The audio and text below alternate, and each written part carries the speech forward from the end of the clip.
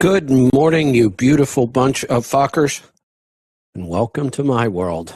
I'm your host, Kevin Rutherford. It's Tuesday, February 24th.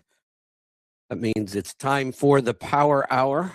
I see we've got the team from Pittsburgh Power here with us, Bruce and Eric, and also joining us from Fast Fuel Systems, CEO and founder, Brad Exton. So it's going to be a great day today. I see we've already got calls coming in, so jump in and join us, 855-950-3835. Or hit that call now button on your app. We'll get to your calls. We've got 2 hours. Bruce has got an hour, I believe. So jump in and join us. We're just going to bring everybody in and get started this morning. Good morning, everybody. Good morning, Kevin. All right. Morning. We're just going to go straight down the list here the way I see it on the board and find out what's on everybody's mind today. And Brad, I don't mean to put you on the spot, but you're up first. Oh, well, good morning. I appreciate that that notice. Good morning. And I know it's not putting you on the spot. You love to talk. Right, yes, I do, and I was taught by the best, Bruce. So. How far back do you two go? I know you guys go a ways back. No. 94. Okay. I thought it was 92. I thought it was 1992. I remember us in 94, and we were, you know what? Yeah, we were in your maroon 94 12 valve. We left your facility, was going up Highway 28, and you made me nervous because we had 2 engines on your car hauling trailer, and you go to pass going up this hill, and we had plenty of distance if you had 8,000 horsepower, I thought, and you were passing, and you made me nervous, and that's before I really knew a lot about power, you know, what you taught me, Bruce, and you pulled over, and you just went around just like it was nothing. Hey, Brad. And we were on the way to the Boston Truck Show. I was just going to ask, had he stopped and actually changed the turbo on the side of the road yet? It was already changed, and Okay. I don't know. Just checking. I carried a spare turbo and another spare turbine housing. So in square centimeters, I had the 12, 16, and 18. So depending on where I was going to be, it only took me a half hour to change it. So I would change the turbo so that I had ultimate performance. There you go. Anyway, I did that once on 40, just east of Flagstaff, as I was messing around with twin turbos at the time on my 12 valve, and they had loosened up on me. So that's when we were experimenting. And they loosened up on me, so I was on the side of the I-40 taking my turbos apart and retorquing them down. So that was interesting. Yeah. I've been there with you, Bruce. There you go. Bruce, was the 94? Brad and I have lots of stories, but Brad and I have lots of stories, but that's for a whole nother show. Got it. And we could talk about the unions being on strike and at the Las Vegas truck show. We can talk about hauling a stand-up jet ski from Pittsburgh to, along with the engine, the twin turbo, big cam Cummins. And we stopped in Colorado, and the water was about 33 degrees, and Brad was out there riding the stand-up jet ski, and just all week. But that's a whole nother show, and I don't have time for that today. So, All right. Well, Brad, what do you want to open with today? Well, it was neat that Lisa called me, and I had a major brain fart when I just drove up to the Arctic Ocean. I stopped by to see 3 injection shops along the way that talk about what happens to your injectors, what happens to injection systems while you're going down the road, what air, what fuel, what debris, what water damage does to an injection system. And I really learned a lot on that side. So I stopped by I saw Mike Weiser at South Central Diesel. He builds an excellent injection system. Also stopped by Industrial Injection out there. They build injection systems. And I stopped by Lenny at Dynamite Diesel by Coeur d'Alene, Idaho. I think he's in Hayden, Idaho. And I learned so much more because I used to only try to sell our fuel system if the piston was going up and down. People sat a lot. I didn't try to promote our system because I always looked at the other person. I've qualified people before. And I've actually told people after qualifying them, I said, your return on investment is going to be a long ways out. You know, if they drove a few miles, things like that. But what I discovered was just really changed my opinion on all of that. And this was on a R&D mission also, because I've been wanting to do that, stop by the injection shops for years. But I also drove to the Arctic Ocean. And I wanted to call you, Kevin, from the Arctic Ocean, but I had a brain fart while I was up there. I think my brain was frozen, but I wanted to call and see if you wanted to air while I was up there. Yeah, that would have been fun. It was an exciting. Where were you on the Arctic Ocean? Well, I went up to the Northwest Territories. Okay. And for the people that are listening, yeah, it's the most beautiful trip that I've ever been on. I'll bet. I mean, the wildlife, the people were very nice. I ran into at least 10 people that were following the trip online that actually stopped me, said hi, things like that. Oh, wow. Ran Nice. into quite a few customers up there. Yeah. Ran into a few up there. But drove up to the Northwest Territories, and we're going to go back 2 weeks before Christmas this year because we're trying to get to -50. But I went up there with fuel from Mississippi, and I had 3 100-gallon tanks in the bed of the truck, and then I had my 65-gallon tank down below. And what I was trying to do was keep my number 2 fuel that had no winterization to it in the 3 tanks up above and just run on the bottom tank until I got where it was cold. And as we drove north of the border, the Canadian border, it kept getting warmer. It's climate change. Yes, and there is a climate change, but Yes. I don't know if it comes from, from combustion engines or not. Exactly. Yeah.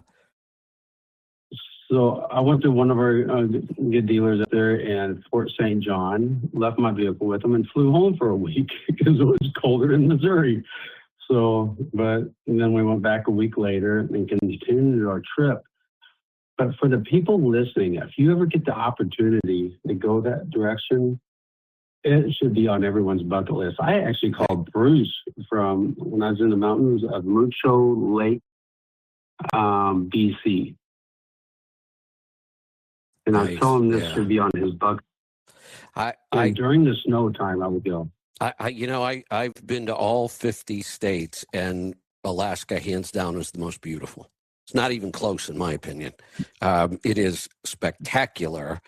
And I have been to Barrow, Alaska, which is as far north as you can go. And it is on the Arctic Ocean. That's why I was asking.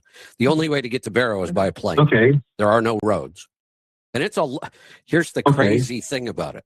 You're going to Barrow, which is nothing but a tiny little village, is all it is. But it's right on the Arctic Ocean. They still hunt whales in open boats, canoes.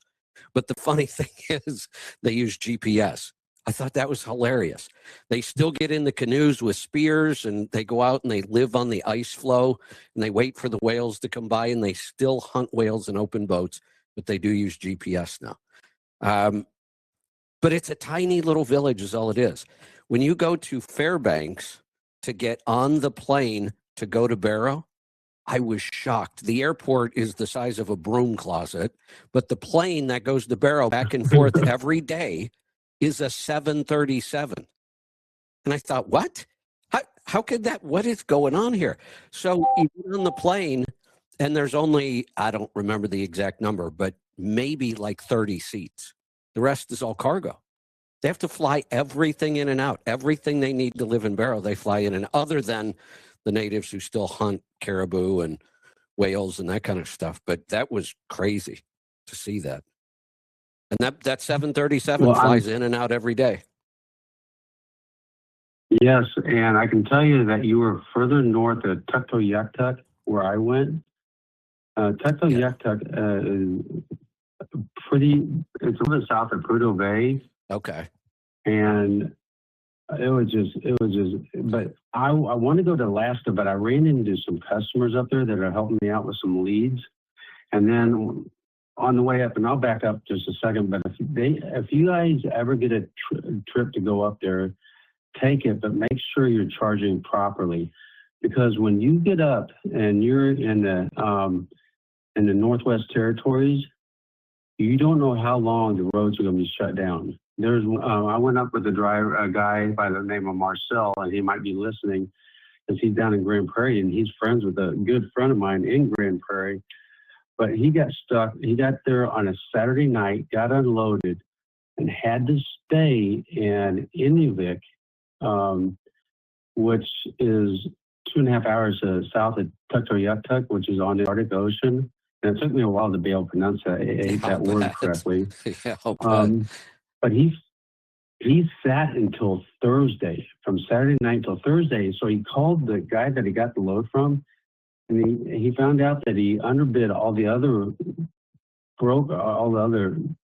contractors by $5,000. And he's like, okay, now I know why. So they actually threw some money in because he was stuck there for 4 or 5 days. Oh yeah. And if you're going to go up there, it is an incredible experience. If you're going up there in a commercial vehicle with loads, you better know what you're doing. That's a whole different world up there. Yes. Yeah, I agree. Not just the weather, but that's a factor too. The weather and the roads, they deal with stuff up there. We would just shut down if we had to deal with those conditions here. And that's just part of being up there. But the freight is different. Everything about Alaska, you might as well be going to another country.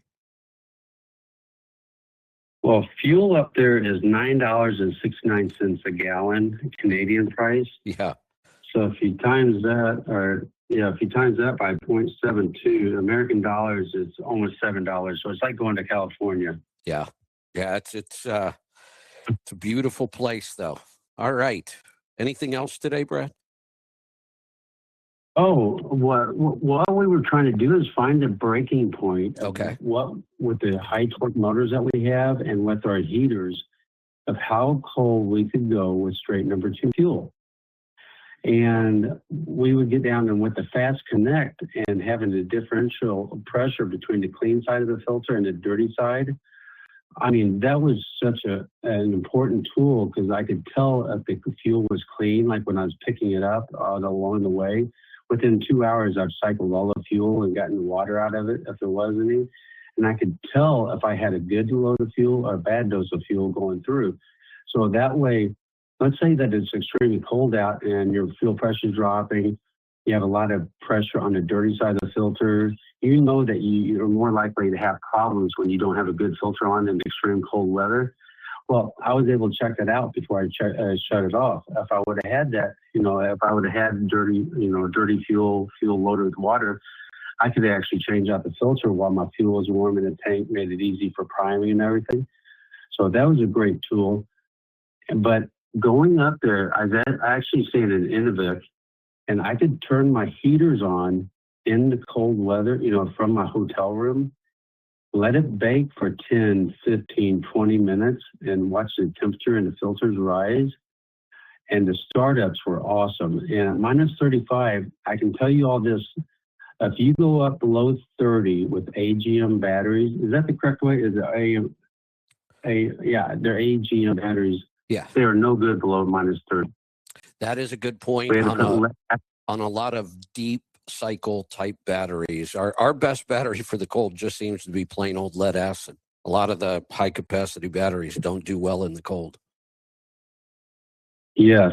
So we put some of those in, and we're going to go back now and see, because I think we can go to minus 50. And the reason I'm doing this is to show people if we can do this with straight number 2 non-winterized fuel, if we can do that with straight, that kind of condition on that fuel, what can we do with blended fuel? Because blended fuel, I mean, you lose lubricity, you lose BTUs, you lose all that. So you don't have to go add additives to get, to operate in extreme cold weather. So that's what we're doing.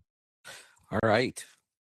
Interesting stuff. You guys do a ton of testing and R&D. You really do, more than most companies I know, which is pretty incredible. Well, I appreciate that, but it's also come from getting black eyes. So. It's a tough business, that's for sure. All right, Bruce, you're next. What's on your mind this week? Well, last week we had the owner-operator snowmobile conference, and we had to move it from Wyoming to Island Park, Idaho, and we were praying for snow. And God proved to me that he loves owner-operators and mechanics, because we knew, started on Wednesday was the arrival date, but we knew that snow was coming on Tuesday, so we got there Monday afternoon. Monday night, it started to snow. Snowed for the next 3 days. We had 30 inches of champagne powder. For those who don't know what champagne powder is, that's when you can take a handful and just blow it right off your hand. We rode this field that Ray, I'm going to talk about Ray, he's an Arctic Cat dealer from Minnesota, was with us. He's a good friend of Josh Schaefer's from Beyond Performance in Minnesota. Josh is one of our remote tune dealers and a catalyst dealer. But he took us across this field that was basically level. It must have been 5 miles long in 30 inches of powder. And the powder is just, you're standing up when you're doing this because it's your body weight. It's like poetry in motion. It's your body weight that makes the sled turn. And that's how you balance it in that kind of bottomless snow. And we just tore that field up. We had a total of 21 people. I'll bet that was fun. 3 were ladies, and they did not ride, but all the husbands did. And no, there were 4 ladies, and 1 lady did ride. Josh's girlfriend rode, Cassandra. I got to tell you, one guy, Abe, and Justine, his wife, Giesbrecht, from just by near Paris, Texas. Abe loves the camaraderie of the snowmobile convention. And I'm sitting there at dinner, and Abe said, I'm a very private guy. I don't mix well with people. And I'm looking at him. I said, you don't mix well with people? Every night he was in the hot tub with a group. Every day for breakfast, he was there for over an hour. Every night for dinner. I mean, this guy is Mr. Social, but he thinks he is a firstborn, and his wife Justina, they both drive. He owns 3 trucks. I didn't realize that his wife drove, and I said, and he says he's ultra conservative with his money. I said, if you're ultra conservative, why do you have 3 trucks? Well, Justina drives 1, and all 3 trucks are Caterpillar fired, so they're older. 379, it's getting a body off the frame restoration. Beautiful W9 glider that he just recently bought, and his wife drives a Freightliner with a Caterpillar. So very, very neat couple. Sounds like it. His wife was very quiet the first day until we got to know her, and then she loosened up. Beautiful lady. Bruce, we had Harold. Let me address that because I can relate to him. I can relate to him, and people are shocked. I've been saying this long enough. I think everybody knows it now. I am an absolute introvert. I really am. And people say, well, no, you're not. Everywhere you go, you're always talking to everybody. There's always a crowd around you. And that is true. That's what I do. And that will happen in the right crowd. If I go to an event or a party and I don't know anybody, I'm the guy standing in the corner just watching. The funny thing is, somebody always finds me. And I'm talking about even in places where they don't know me. I mean, if it's a trucking event, somebody's going to find me that knows me. But I could be in events that nobody knows me. Somebody will make it a point to start talking to me. And honestly, most of the time, I'd rather not. I do that because it's work. If I can choose, I almost always choose to be alone. I work better alone. It's not that I don't ever want to be around people, but I don't want to be around a lot of people, and I don't want to be around them most of the time. I really am an introvert, but people are always shocked when I say that. Yeah, I know. You've said that in the past, but I have trouble believing it. But so one of our new couples, and he's a frequent caller into the show, Harold and Sandy White from Fresno, Clovis, California area. And Harold has the fairly new X15P car hauler, and he brought it to our shop to put everything on. We had the fast system, the OPS, and do it a tune before he even pulled his first load. And he's just approaching 800,000. We've recently cleaned his DPF for the third time. He's had zero problems with the truck, zero emission problems. And Harold's 11 months younger than me, so we're both in that 77 range. And he did well. He did well for his first time.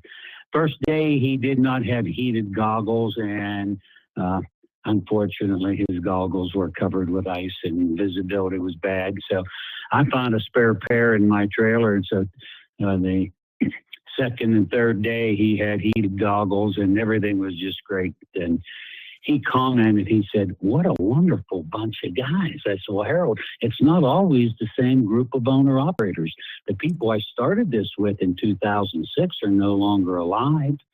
And for the first several years, I mean, we had a lot of repeat people, but, you know, one by one they drop out, and so it's new people. But that's the camaraderie that we used to have in trucking years ago. If a guy was broke down on the side of the road, people stopped. Well, when you're snowmobiling, and whether you roll your sled over in the deep powder snow or you get stuck, 2 or 3 guys are there to help you get it out. The camaraderie is second to none. I mean, we're all in the same industry, and we're all doing the same sport. So it was wonderful. And Harold has a 13-year-old mini doodle, but he's poodle, but it's got a lot of other mixtures. And she's 5 pounds heavier than Bentley, but those two bond and have a great time out in the parking lot. They just played and played. Well, maybe one of these years I can join you all, and me and my wife, and we're going to have a newborn in October. So maybe I can get her to big us out like that poodle. So. I see. Yeah, there you go. When you say a newborn, you talking about a child or a dog? A child is pregnant. So. Oh, congratulations! Is that right? Yes, and it's mine. Wow. You've got grandchildren that'll be older than your kid. Yes. So. Oh, wow. So anyway, Dave Ream and his good friend Lloyd, who's a mechanic. Dave drives for Safe Harbors, and he's been coming for 10 years along with Lloyd. He brought his nephew, Dustin. Dustin works in the oil patch, mid-30s guy. Never rode snowmobile, but he started out with 2-wheelers, 3-wheelers, and 4-wheelers. My gosh, after the first day, I was so impressed. I've never seen anybody take to riding a snowmobile in deep powder snow like this young man. Nice. And the day we were leaving, he said, "This is the best time I've ever had in my life." Wow. That's a big statement. And that's quite a compliment. Yeah, it sure is. And by the way, every breakfast and every dinner, people were talking about Kevin Rutherford. What would Kevin say about this that we're eating? What would Kevin say about that?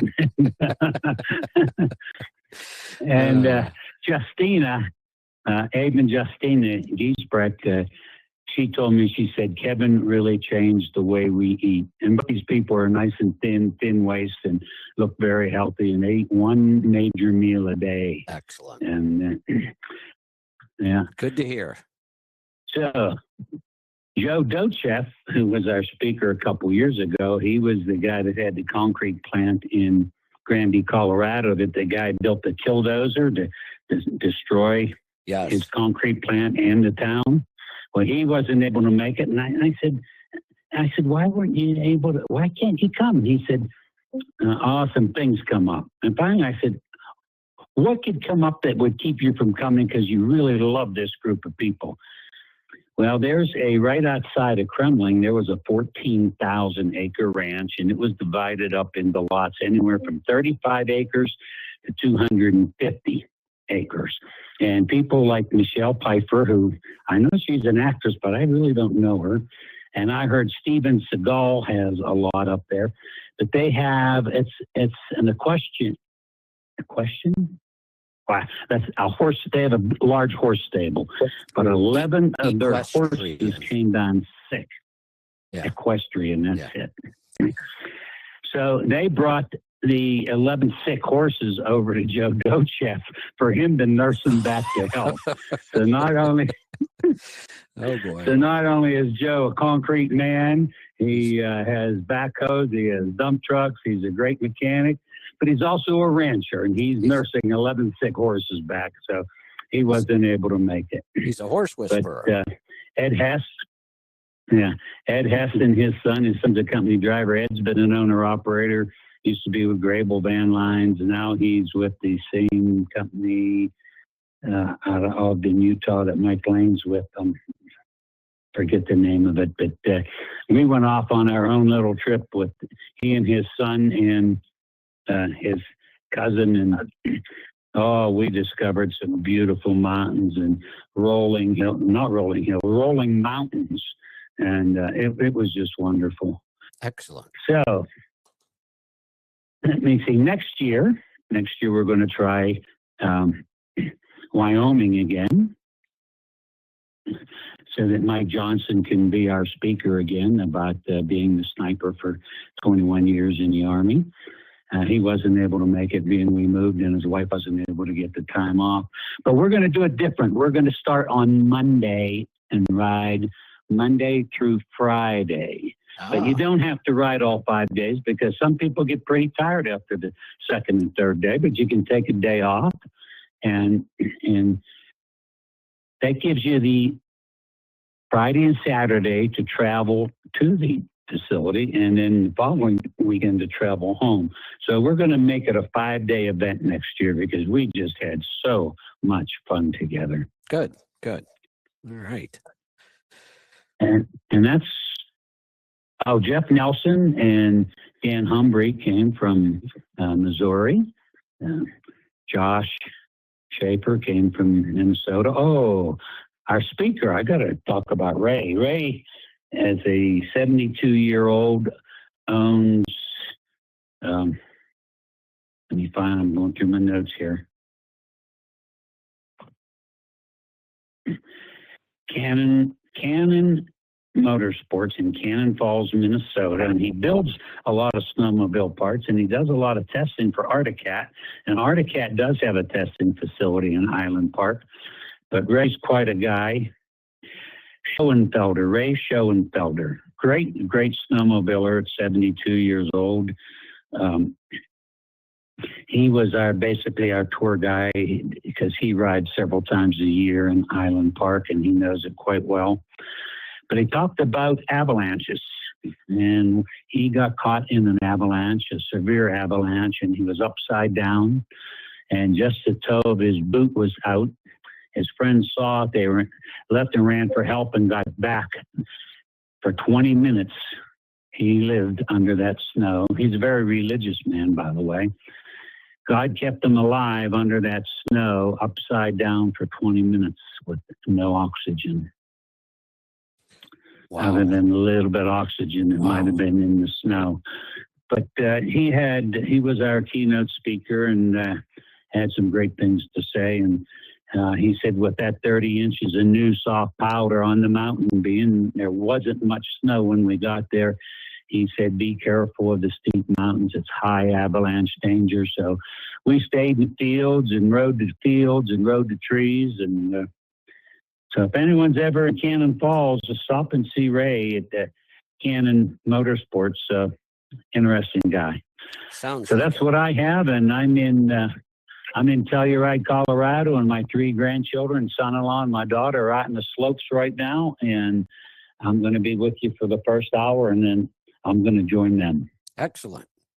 By the Excellent. way, last week and this week are my 2 favorite weeks of the year. The owner-operator snowmobile conference and skiing with my daughter and her family. Wonderful. So I'm high on life right now. I'll bet And you my are. semi-retirement is absolutely wonderful. The guys are doing a great job at the shop. I'm enjoying myself and still love being part of this great industry.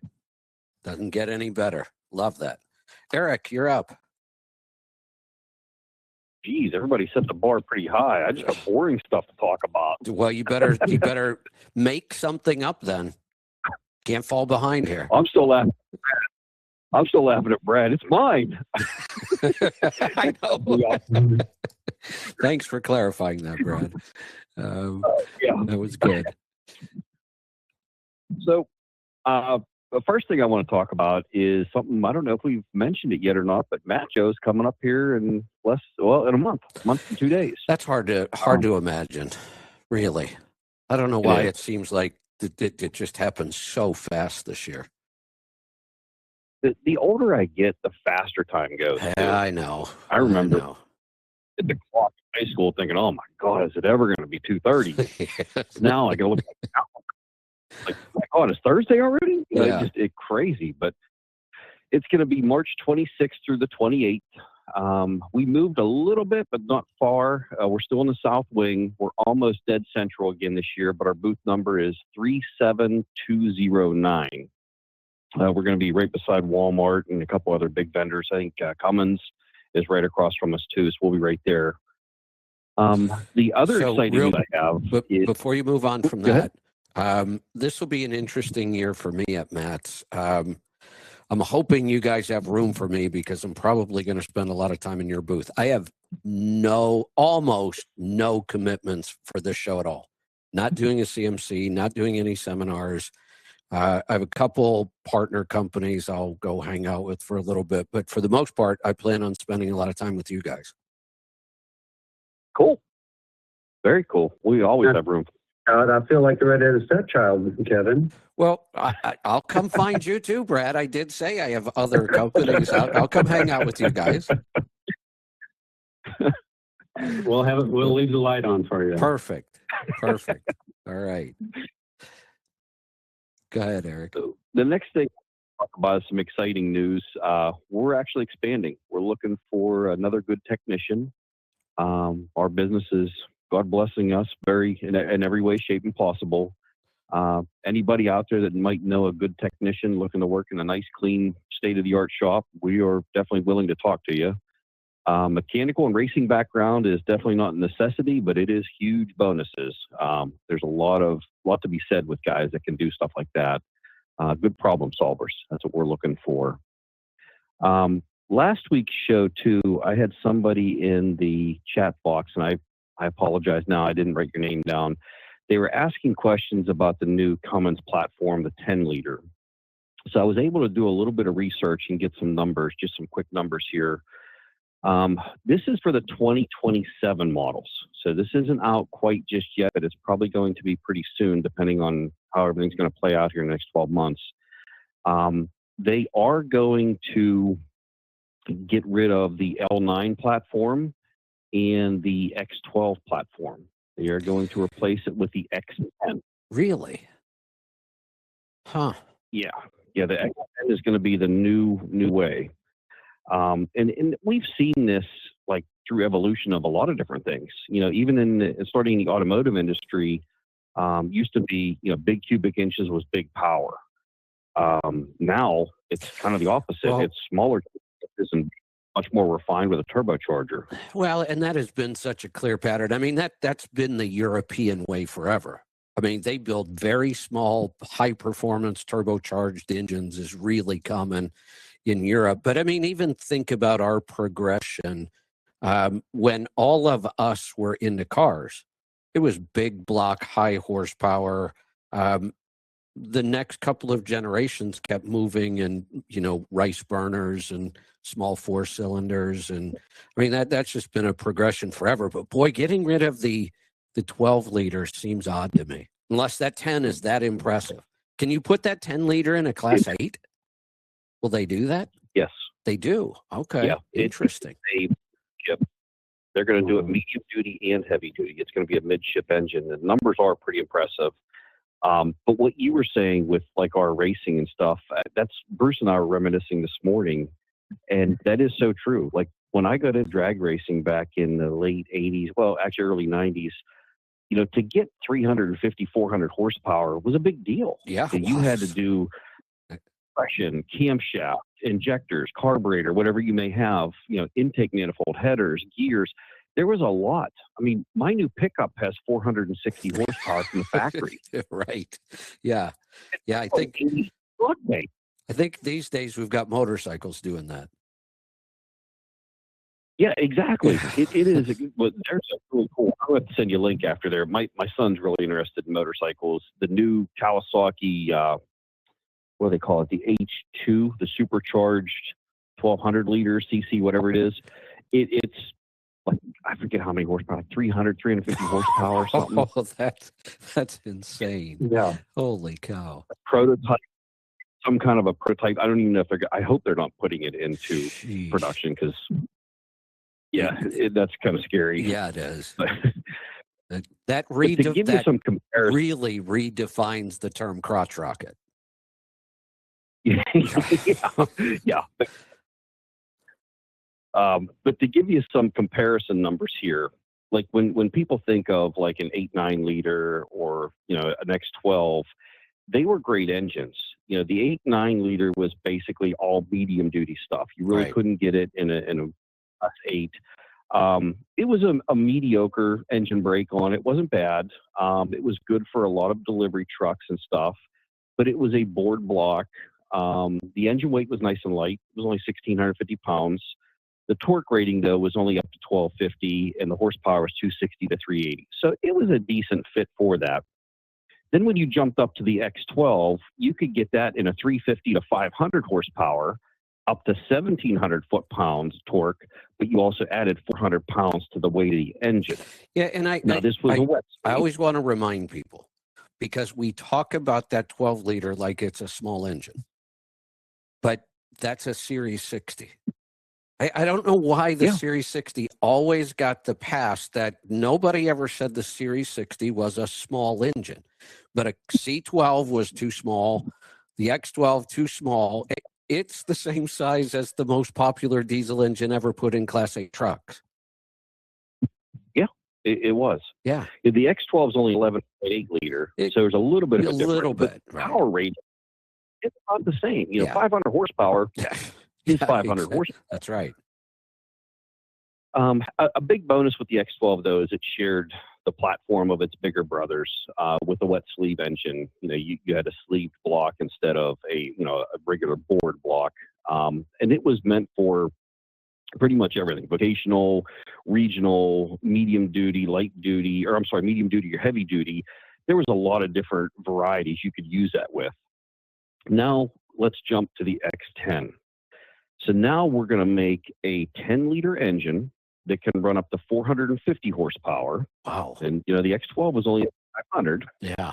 But the torque on this 10 is 1,650 foot-pounds of torque.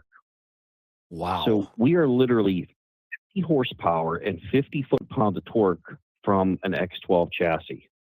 The bigger bonus is anybody out there hauling like weight conscientious, it's 100 pounds lighter than the X12 chassis. Interesting. 100 pounds may not be a big deal, but it can make a big deal. It can be a big deal. You're down to the wire on that. So that's definitely something to consider. I'll tell you where that's going to be popular. Fuel haulers. Local fuel haulers, that everything about that is weight. It's all weight sensitive, and I could see that being a very popular platform. And my good friend Willie Howman, they own a local paving company over here. It's called Highway. they are weight conscientious too because of the asphalt they haul. This definitely is a good platform for him. If I can ever get him out of those V8 cats, which I doubt, but yeah, you know what, someday. Yeah, there you go. Cool. That's all I care about. So if you're listening, Willie, you do. I saw you the other day. But another thing with this X10 is it's a crossover now. You're going to be able to get this in a medium and a heavy duty chassis. So that speaks a lot to me as a repair shop, because now you have much more versatility with this engine. You're going to have a lot more cross-trained technicians. It's going to be a much more open platform for people to work on, people to learn from. I'm very excited to see what this thing holds. It's going to share a lot of its bigger brother's platform improvements too, like with the wide open design concept of the rocker box up top, nothing around it, the EGR cooler out in the open. There was a mention of 2 SCRs, which I got to do a little bit more digging. I cannot confirm or deny that right now, but it's also going to run the high volt system, alternator generator to run the electric grid heater and the after treatment system. But it may look like they're going to do some different things, shifting away from, and I kind of see this a pattern where we're trying to get away from the DEF fluid itself and trying to correct emissions in different ways. So I'm hoping this is the segue into that move for the next generation of emissions, because we all just want it to be simpler. So Yes, I'm pretty excited to see. Yes, we do. Hey, Eric. Yes, sir. Eric, when you say that engine will come factory 450, you know, we'll be able to go 550 to 600 with it. And so every horsepower we give 3 foot-pound of torque. So you said it'll be 1650. We'll get that thing to 1950 to 2000 foot-pound of torque. That would be impressive. Yep. Mm-hmm. It's got a liter chassis. I think this is going to be a really good fit for a lot of people. You know, the biggest problem I see is just adoption. People way too many people in the industry will look at a 10-liter and just totally dismiss it. But it will be a very specialty platform in weight-sensitive operations. I think it could be ideal. Yep, exactly. And you still can get like the 600 horsepower, the 2050 torque, and the X15 chassis. Right. Still definitely other options too. So that's all I have. All right. Well, we're going to get some calls because David has been holding since we started the show. We're going to go to Florida. David, thanks for being patient. What's on your mind today? Hey, how's it going, guys? Good. What's on your mind? Oh, man, what isn't on my mind? I am in desperate need of some guidance and advice. Maybe I could just start by telling you a little bit about my background and what I'm trying to do, and then Sure. maybe you could kind of help me right this ship. All right.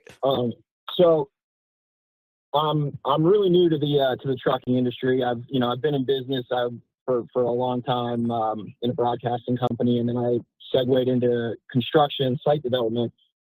The site development company I was working for offered to put me in, pay for my CDL and put me in a walking floor trailer to haul debris off the construction site. And I'd always wanted to get into the trucking industry. So I was like, that's awesome. So I was able to get my CDL about 6 months ago, and was running walking floor trailers locally for the past about like 4 months. And the more I did it, the more I fell in love with it and really wanted to try to get on the road. So I always started to, put my sights on eventually getting into some OTR. And then work slowed up and he decided to dissolve his fleet. So in anticipation of that, I started an LLC, got my USDOT, got my MC number, got some insurance quotes, and just really started trying to do research and just going to different truck stops and rest stops and talking to all the other truck drivers that were on the fleet with me at the construction site. And I thought I had some local work lined up and I was about to pull the trigger. Luckily, I had a little bit of capital saved up and I was about to pull the trigger. And just to backtrack a little bit, what really is stopping me from being able to, be a company driver or join any training program with somebody like Melton or Werner or something like that is in full transparency, I used to have a pretty bad issue with alcohol, and then I got sober about 2.5 years ago after I had gotten a DUI. It was just a regular traffic stop. Got a DUI, no accident or anything. I haven't had a drop of alcohol since, but none of these trucking companies seem to care about that. Well, first off, because that DUI is still on my record. And congratulations. Second off, what did you find? You said you had worked on some insurance quotes. How far did you get into that process?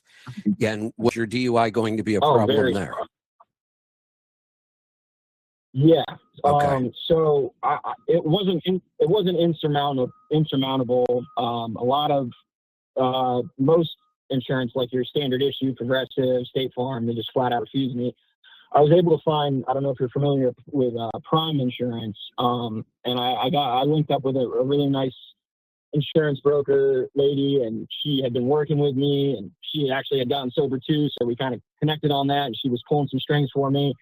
And so I got a quote from them for like the industry standard, million combined single limit, 100,000 cargo, and you're about to be thrown off. But the quote was 10,000 down, 3,400 a month. Now, for most people, that probably wouldn't be doable. But me, I'm in a very unique situation where I've done pretty well for myself, even in my partying days. The company I ran with my father, I was able to manage that, and I have zero debt. I don't have any kids. I don't have a wife. My house is paid off. I'm in a very good financial position to try and start a company. But I just, it's been so difficult for me to try to penetrate the trucking industry. Yeah. So this is an interesting case. Here's what I would tell you. Based on everything I'm hearing, or maybe I should ask you, it sounds like you're kind of open either way. You mentioned either being a company driver and go find a training program, which I kind of doubt that you need. You know how to drive, right? I mean, you've been driving. And I grew up on a farm. I used to deliver hay around my neighborhood. So you don't need a training program. Would you, if you were going to go that route, was that just to kind of get into the industry and get your feet wet, and you ultimately would want to own your own truck, or were you thinking you might be fine just being an employee driver? Yeah. So let me kind of tell you what my plan is right now. As of right now, I'm just kind of overwhelmed with anxiety. There's so many different avenues to go down. Yeah. I have exactly 40 grand cash after I saved up in a business account. I started a company called Haul Assist Trucking. I get it, like Haul Assist Trucking. I thought it was pretty nifty. All right. So I started the LLC. I have that 40,000 capital. Like I said, the projected overhead for the insurance is 3,400 with a 10,000 down. So we're talking about looking at a Freightliner 45,000 for the year, roughly. What do you mean by that? For insurance. Yeah, I think it was 39,000 for the year. So it's 10,000 down and then 9 monthly payments. Oh, 9 monthly. Okay, I was doing 11. Okay, that makes sense then. All right, go ahead. Yeah. So because of the DUI and my lack of experience, only a couple of months of local experience, for the past 3 months, I've been calling every trucking company, trying to find any situation where I can convince them where if I pay my insurance and go under their MC or this or that. I thought, really, look, man, what it boils down to is if you want to do this, the only option is to be an owner operator and do it yourself. So I started to try to, put that into place. And I'm right there. I have everything that. Yeah, what I was going to say is, based on your background, I don't think you would ever be happy being an employee driver for long. You're probably better off just, if you can make this work financially. 40,000 for insurance is a big hit, but it's not insurmountable, especially given your financial situation, right? So that and eventually that will come down. So there's something to look forward to. You're not going to have to pay that price forever. I think that you're on the right track by just saying, look, I'm just going to do this myself. I'm going to get my own truck. I'm going to get my own authority. I'm just going to go do this. It's easier now to do that than it ever has been. So I think in your mind, I would just make that decision. If I were you, I would just say, look, let's just forget the company driver thing. If you find somebody to hire you in that position, it's going to be some garbage carrier somewhere that you just don't want to work for anyway. So I would skip that. I would get it in your mind. I'm just going to do this. And you can. There's no reason why you can't. Okay. I was expecting you to say the opposite, honestly. But maybe that's just me being pessimistic. But yeah, no, I'm just like, one second I feel like it's all doable and it seems like it'll all fall into place, and the next second I'm in a pool of anxiety thinking, man, I really am naive in this industry. I've never hooked up a load and gone on the road other than the little walking floor stuff that I've done. Like there's so many unknowns that I don't know if the learning curve is too big. Let me just David, let me Sorry, let me put your mind at ease, so then we can just start focusing on you moving forward, because I don't think this is a stretch for you at all. I don't think you need to be anxious. Let's put it into perspective. One of the biggest problems we have in the industry right now, we're finally addressing it and doing something about it, which is another reason why this is a good time. We're washing a lot of drivers out of the industry that should have never been there. They're here in the country illegally, and they don't speak English. Yeah. And you know what they're able to do every day? Free drivers make more money than me? Well, no, they're able to figure out how to make it to a dock without even speaking English. They make it to a dock. They get the freight on the trailer somehow. They sort of get to where they need to go mostly on time without killing people, although they're killing a lot of people. And we have hundreds of thousands of these drivers in the industry. So what you're worried about, this day-to-day stuff of picking up and delivering freight, I know I piss off a lot of people when I say this. I say it somewhat tongue-in-cheek. I could almost teach a monkey to do that part of the job. It's just not that difficult.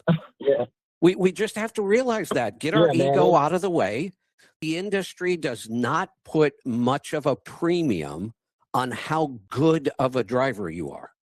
They don't care if you are the grand champion at the truck driving championships or you just got your CDL.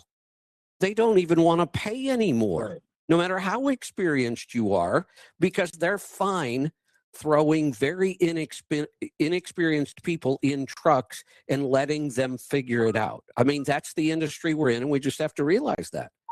So I would stop worrying about the day-to-day stuff. That's going to take you about 2 weeks to figure out. It's really not that hard. In fact, what you were doing local with the walking floor is far more difficult than moving most freight over the road. Okay, well that puts me at ease. So here's exactly where I'm at. I found a company after talking to a trucker I found at a truck stop. This and that. Hey, this dispatch lady used to help me out a lot in the beginning. I talked to her. She owns a trucking company.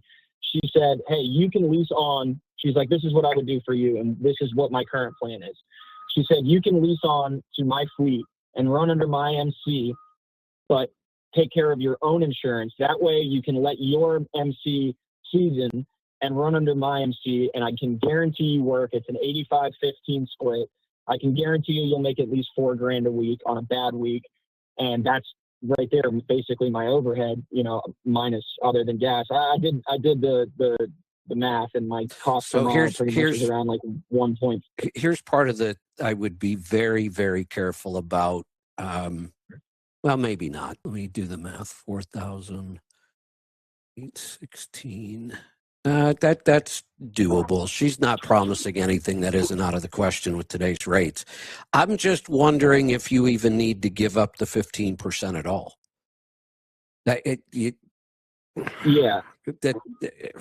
You can do everything she's going to do for you. Here's where I have a huge problem. There's no way I'd give her 15% if I have to carry my own insurance. I would certainly entertain 15% with them covering insurance, but with the insurance bill that you're paying, I don't know why you wouldn't just go direct and just do this on your own. Don't give up the 15%. Would you still deal with a dispatch company being No, why? naive or this, Why? You're one truck, just one literally- driver. We could keep freight on you pretty easily. There's good technology. There's good apps.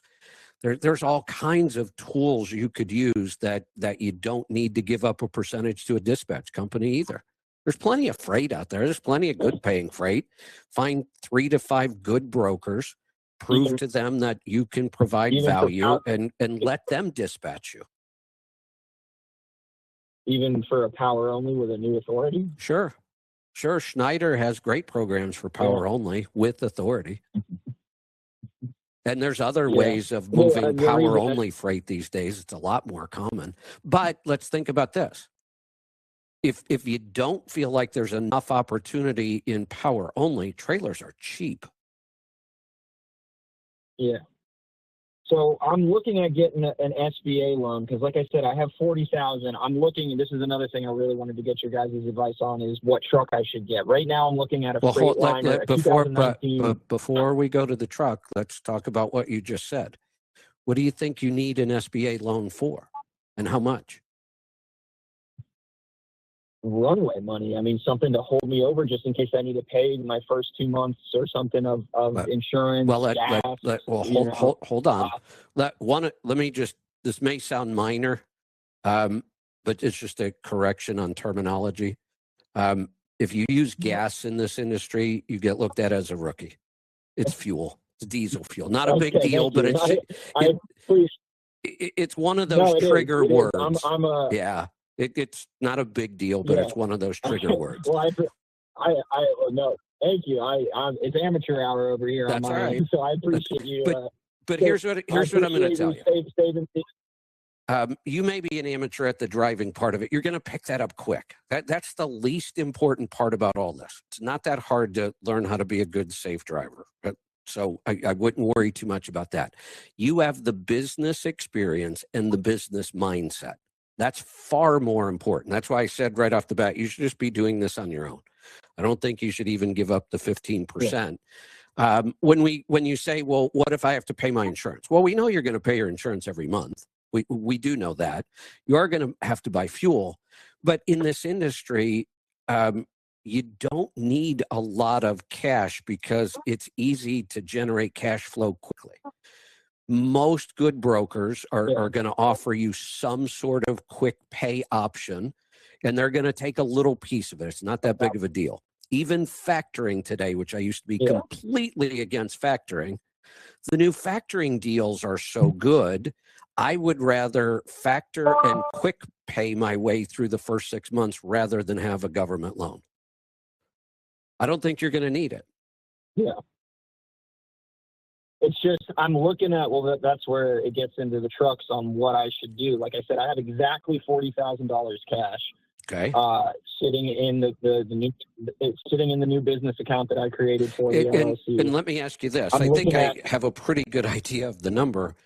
If you had to give me a number on, let's just do annual because it's easy. If you had to give me a number of what it cost you to pay your bills and survive for a year, what's that number? In my personal life? Yeah. Not much, man. That's what I'm thinking. 10,000. You can't fail.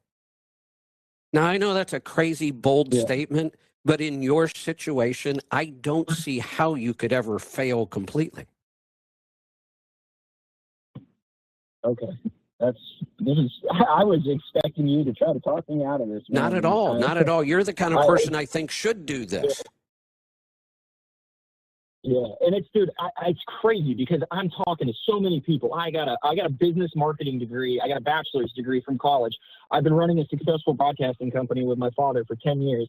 I'm a gold star employee. I'm reliable. I'm driven. I have good ethics. Like if anybody was to shake my hand and meet me in person, they would hire me on the spot or they'd be stupid. But it's just insane to me how it's impossible for me to find a company job. That's why you should just do this on your own. You're ideal. You have the business background, you have the right mindset, you have the perfect financial situation. Here's what I typically get. Here's the people that I try to talk out of this. They've got 20 years of perfect driving, 2 million accident-free miles, whatever it might be. But they call me and they're already complaining about brokers. They're complaining about the fact that, oh, if I go get my own authority, they don't like work. It's nothing but a big complaint fest. When I try to talk to them about business concepts, they don't want to hear it. They want to tell me about the high horsepower classic truck they want to buy because that's been their dream for 20 years. They have no money saved, and it costs them about $70,000 a year just to pay their personal bills. That's the guy I'm talking out of this. I don't care how good of a driver he is. Everything else about it is wrong. Yeah. Your situation is completely different. Yeah. I will up and leave, and pardon my French, but go eat shit with a smile on my face every day, just to get my feet wet in the That's industry. the mindset. Like, that's what makes the difference, is that kind of a mindset. Hi, I'm Kevin Rutherford. If you like this video, hit like and subscribe, or leave a comment below. It really helps us get the show out to more people. If you'd like to get the full show, ad-free, you can sign up with the link below.